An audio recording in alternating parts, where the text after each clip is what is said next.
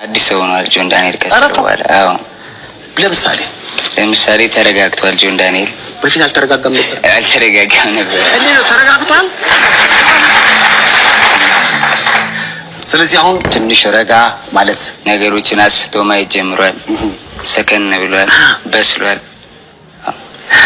እስኪ አጋጣሚ ወደ ተፈጠረበት ጊዜ ልውሰድህ። ወደ መቀሌ ነበር የምትሄዱት? አይ ነው። ለምን ነበር የምትሄዱት? አሸንዳ በዓል ነበረ መቀሌ ላይ ኮንሰርት ነበረኝ እኔ ወደዛ ነበር ለዛ ነበር የምንሄደው። ያው የዕለት ዕለት ሄድኩት ደግሞ ከአንድ ቀን በፊት እነ ማዘርን ወደ ውጭ ሸኛቸው ነበር። እና ላይክ እነ ማዘር ሲሄዱ ከነሱ ጋር ነው ረጅም ጊዜ የነበርኩት። ከቤት ወጥቼ ራሱ አብዛኛውን ጊዜ እነሱ ጋር ነው ማሳልፈው እየሄድኩኝና በጣም ከፍቶኝ ነበረ። በጣም ላይክ ደብሮኝ ነበር ሲሄዱ እነሱ ላይክ ማየውን ስሜት ውስጥ ነበር የነበርኩትና ያው በዛ ስሜት ሆኜ እዛ ጋር አጋጣሚ ፕሌኑ ጋር ያ ነገር ተነሳ። ውስጥ የነበረው ንዴት ምናምን እዛ ጋር ተወጣሁት ማለት ነው። ቪዲዮን አይተው ከዛ በኋላ አየው ስታየው ይሰማል። አሁን እቺን ቅጽበት እስኪ ላሳየ። ለምን አንጠይቅም እንዴ? ይሄዳል ብለህ እንዴ ጫንከን? ሁለት ፕሌን ወጣኩ።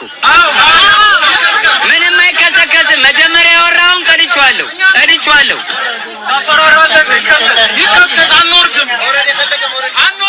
በተለይ ፕሌን ውስጥ ያለው ሰው የመሄድ ጉጉት ላይ ነበር።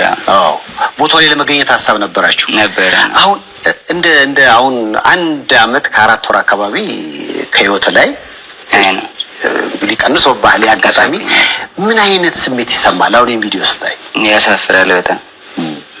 ምናልባት ከስር ከወጣም በኋላ ይቅርታ ጠይቀሃል አይደል? ማንን የጠየቀው? የኢትዮጵያ አየር መንገድን የአየር መንገዱን ሰራተኞች፣ የጸጥታ አካላትን፣ የመላው ኢትዮጵያ ህዝብን ጠይቃለሁ። አሁንም ከተፈቀደልኝ በደንብ ይቅርታ መጠየቅ። ኧረ ምንም ችግር የለም። ያው ካሜራ የሀገራችን ዋልታና ኩራት የሆነው አየር መንገዳችንን እንዲሁም የአየር መንገዱን ሰራተኞች፣ የጸጥታ የሚስ አባላትን ደግሞ ይሄን ያለ ጥፋት አጥፍቼ ላይክ ፍቅሩን ሲያሳየኝ ለነበረው ለኢትዮጵያ ህዝብ በሙሉ ከልብ ይቅርታ ጠይቃለሁ።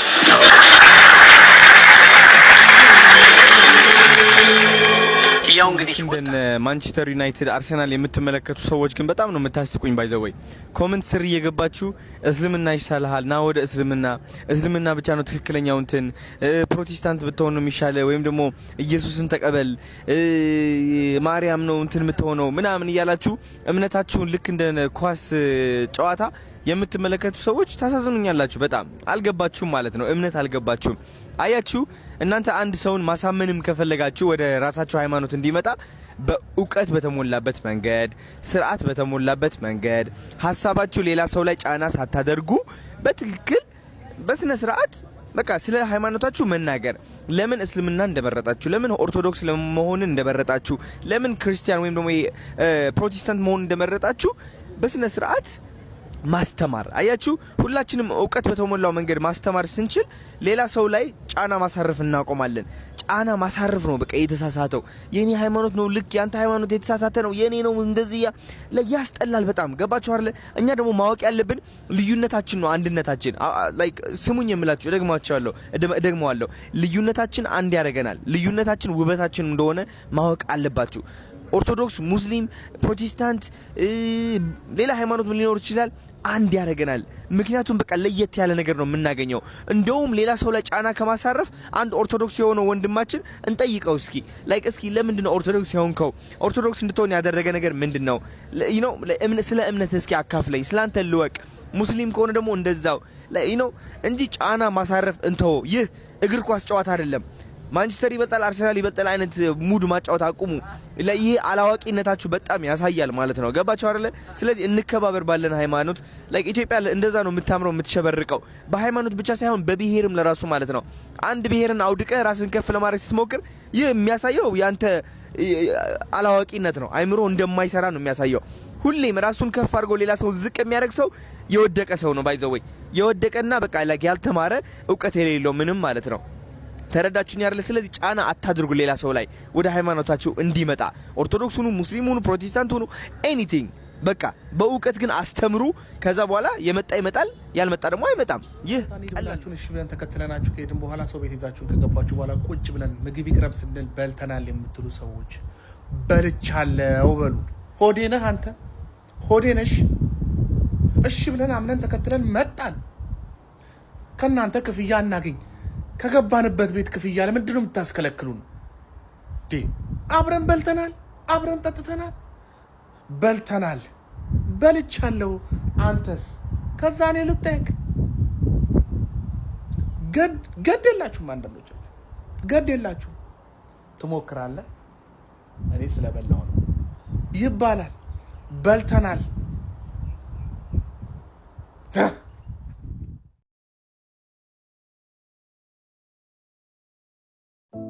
አንተ ግን መች ነው ሳምሪ ላይ ቺት ማድረግን የምታቆመው ያልገባህ ነገር ምን መሰለህ ታናሽው እንደምን ራስዋን አትጠብቅ ኦፍ ኮርስ ጥሩ ጠረን አላት ንጹህ ናት ምናምን ግን አለባበሷ በጣም ነው የሚዘገው በእልና ነድሽ ያንተዋ እኮ ጽድት ያለ ነው አለባበሷ አዎ የኔዋማ ጽድት ብላ ነው የተፈጠረችው ቆይ አሁን አለባበሷን ስታየው እኔ ላይ መፍረር ታቆማለህ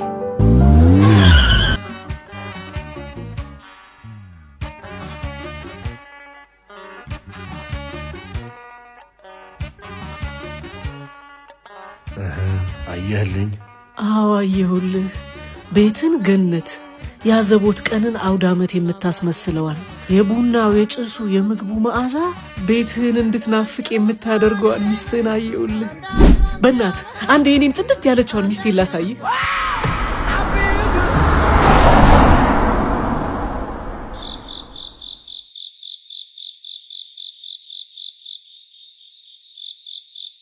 ምሳ ተዘጋጅቶ አይጠብቅህም እንዴ እኛ ቤት ሰራተኛዋ ዘመር ጥየጋ ከሄደች ኪችኑም ልክ እንደ ሚስቴ ጽድት ነው የሚለው ሜካፕ ብቻ ነው የማይጠቀመው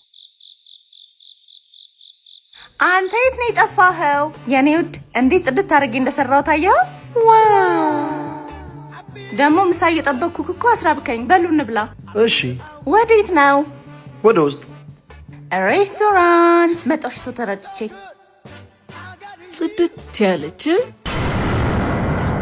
የት ሄድክ ወደ ቤቴ ማለቴ ወደ ገነቴ እንዴ ሲኦል ይሄ ነገር የብዙ ወንዶች ድክመታችን ይመስለኛል አንዳንዶቻችን እንደውም እንደ ፍቅረኛነት ዘመናችን ጽድት ኩልል ብሎ ሁሌም እንድናገኛቸው እንፈልጋለን ያኔ እንደዛ ሆኖ የምናገኛቸው ያለምንም ሐሳብ እናቶቻቸው ጋር ስለሚኖሩ ነበር አሁን ግን እነሱ ራሱ እናት ሆነዋል ያ ማለት ኃላፊነት አለባቸው እስኪ እናንተም የሚሰማችሁን በኮሜንት